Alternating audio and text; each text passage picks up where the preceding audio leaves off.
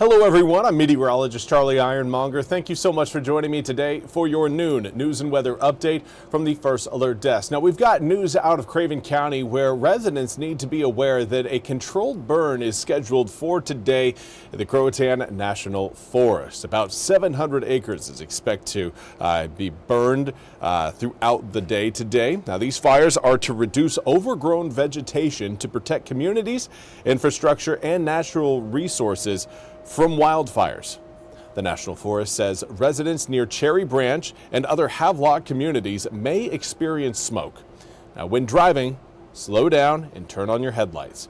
Detailed information on air quality can be found either on the Air Now webpage or its app. According to a news release, you can find a link to Air Now on our website, WITN.com.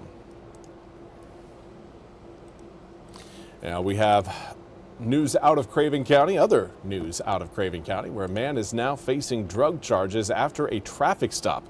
Craven County deputies pulled over 43-year-old Anthony Hill on Friday on River Road near Warehouser Road for a traffic violation. The stop led to a search where deputies found cocaine and marijuana. Hill was charged with possession with intent to sell and deliver, possession of cocaine, possession of marijuana, and possession of drug paraphernalia. Hill was taken to the Craven County Detention Center under a $15,000 bond. And now we've got your weather forecast. And we've got, of course, eyes on Saturday and Sunday. It's looking like this is going to be a little bit more impactful than what we had last weekend. Now, of course, at this point last weekend, we were still again seeing the potential for more of an ice event than anything else. Now, arguably, it turned into more of a cold rain event. It just continued to deteriorate from a winter weather perspective. But this round, again, is holding together a little bit better, at least in terms of model guidance, than what we saw last week. So let's talk about what we've got coming up for this weekend. Anticipating, again, Saturday morning, I would say through Sunday right around midday, some flakes of snow coming down. Still way too early to get detailed on exact accumulations, but with air temperatures down in the upper 20s for highs and overnight lows down in the teens, anything that falls is likely going to stick, whether that's snowflakes, sleet, or potentially even freezing raindrops. That is still a possibility depending on the track of the low. Now, winds this go-round are going to be much stronger than what we saw this past weekend. Anticipating, again, wind speed strong enough to create some coastal flooding. And, of course, with temperatures falling down into the teens Sunday night into Monday morning, ice is going to be a possibility, if not a certainty, on the roads. Now, of course, we are looking again at a lot of that ice being covered up by snow, but understand that it is there and you're going to want to take it slow if you're doing any sort of driving on Monday. I'm anticipating most are going to skip it. But regardless, here's what we've got outside right now. 34 degrees in Greenville, calm breeze and a dew point down at around 12 degrees. Dry air right now set up over eastern North Carolina. As far as your air temperatures go, most of us, again, in the mid to upper 30s. A few of us still hanging on to freezing conditions thanks to the northerly wind flow. This is bringing in colder air right now and will continue to do so as we make our way through the rest of the afternoon. Certainly not going to be a warm day by any stretch of the imagination, but that's what happens when you've got snow in the forecast. If you want to stay in the forecast, you got to make sure you stay cold. And we're going to have a cold front move over eastern North Carolina later on this evening. We'll have another one coming up tomorrow afternoon to tomorrow evening, and both of those shots of cold air are only going to reinforce the chill present across the east ahead of what we've got coming up on both Saturday and Sunday. Now, that area of low pressure you're seeing there near Mississippi, that is the low that we are going to be tracking off of our coast by the time we get to Saturday and Sunday. Of course, there it's pretty much set up over the Mississippi River. It is going to be dipping its way down southeast into the northern portion of the Gulf. From there, it will move over Florida and then head up the Georgia and Carolina coastline. It is looking like, again, it will stay far enough off of our coast to give us a shot of snowfall, but not, of course, at this point looking like it's going to get close enough to turn much of that snow into rain. Now, of course, the Outer Banks, you guys are have the highest likelihood of seeing more rain out of this event than everybody else. But still, again, too early to call for any sort of actual snowfall accumulation numbers. Still too early. We'll get to that point, I think, by the time we get to tomorrow night into Friday morning. At that point, everything should be pretty locked in as far as where this low is going to go. Now, by 6 o'clock on Saturday, it's still sitting off of our coast. It looks like it's going to take a little bit of a pause right off the coast of Cape Lookout before it starts to move again Sunday morning. This will create more snowy conditions overnight Saturday night into Sunday. From there, that low picks its way further back up towards the northeast, taking the moisture out of eastern North Carolina. By the time we get, I would say, to around lunchtime, this is the model at 3 o'clock, and you can see the entire state at this point looking nice and dry. And then at that point, again, it's just going to be more of a wind and what's on the ground is going to stay on the ground type of story as we head into Monday. Monday, again, will still be cold. The moisture you're seeing back towards the west likely not going to be moving its way into eastern North Carolina. But again, still cool to see that the mountains are going to be getting in the mix as well.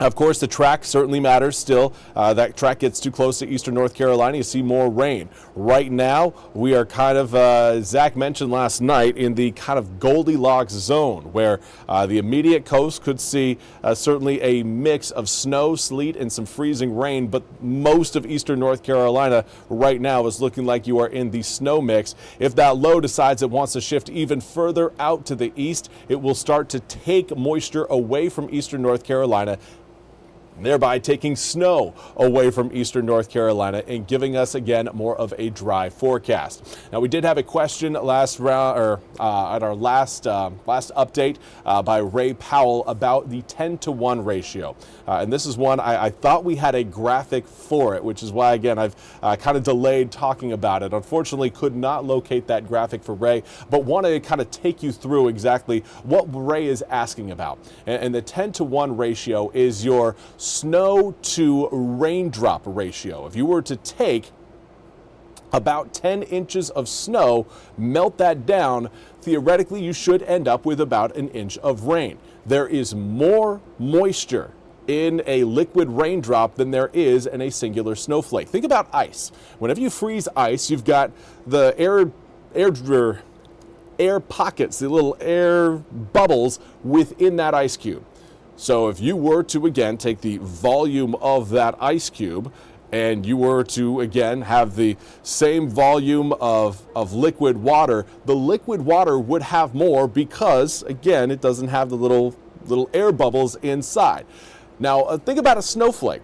It's even less dense than, of course, an ice cube. There's more pockets of air in it. That's what makes snow such a great insulator. But again, this also reduces the amount of moisture needed to create a snowflake.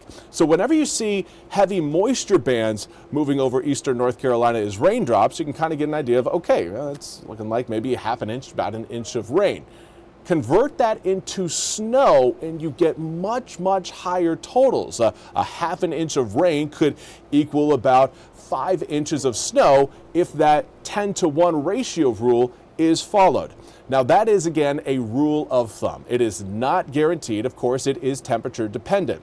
The colder your air temperatures get and the lighter the moisture content is, generally the higher the ratio gets, so 15-to-1 to even a 20-to-1 ratio. Here in eastern North Carolina, because of our proximity to the water, we actually end up more, I would argue, more around a 6-to-7 to 1 ratio based off of the warm nose that usually occurs whenever we have these snow events. The air off of the Atlantic does not want to be shut out of the party, usually ends up being a little bit above freezing, and that creates more of an initial sleet event that turns into snow versus strictly snow. So that again eliminates a little bit of that expected snowfall out of our normal systems, but again, that kind of hopefully explains what the 10-to-1 ratio is. The idea that 1 inch of water, 1 inch of liquid rain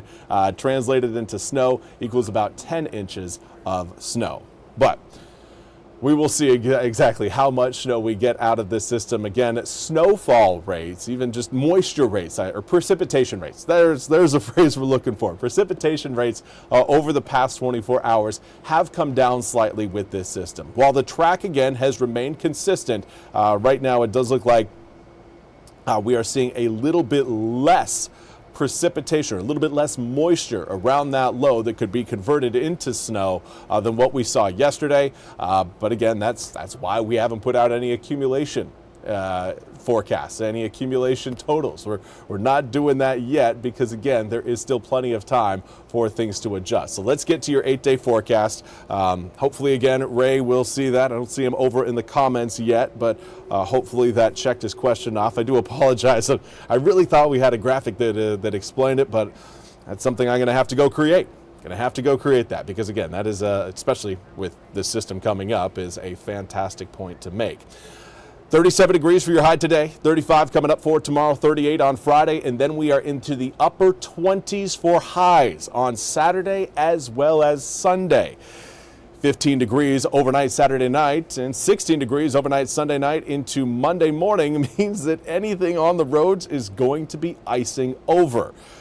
36 degrees on Groundhog Day. Well, right now, I would argue that the most uncertain number on your 8-day forecast right now is actually that 36 on Monday. Right now, I anticipate that's there's the most uncertainty around that number. You could see the most change with your Monday air temperature because it does depend on how much snow we could see coming up over the weekend. The more snow we get, likely the colder those Monday temperatures are going to be. If we get a lot of snow, we could end up around 34, 35 degrees, and that is going to keep a lot of the snow on the ground. Very little melt is going to happen if you've got air temperatures that are only a few degrees above freezing. Yeah, the sunshine helps, but again, like I mentioned earlier, snow is a fantastic insulator because of the air pockets within it as it falls.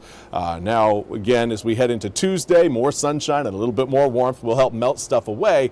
Certainly by Wednesday, everything is going to be dripping and flowing out, but for now I would anticipate Monday quite a bit of not only snow on the ground but snow on the roads as well. Now is the time to start making some plans just in case, again, everything does hold as is and we end up getting quite a bit of snow over the weekend. That way you're not caught off guard coming up on Monday. Now we have another question. Joshua Armstrong, what is your gut saying about it staying in the sweet spot or moving further east? Joshua, you are hitting some good questions here. When you bring up the gut, it's like, okay, well, I can't really deny this. Right now, last week, we were dealing with a setup that wasn't a traditional snowfall setup for us. And that's why, again, we a little bit more hesitant to, again, confidently say that we were going to see snowflakes. We knew that with that, a lack of a traditional setup, there would be more opportunities for variance or opportunities for adjustments with that low pressure system. Ironically, that's exactly what we ended up seeing.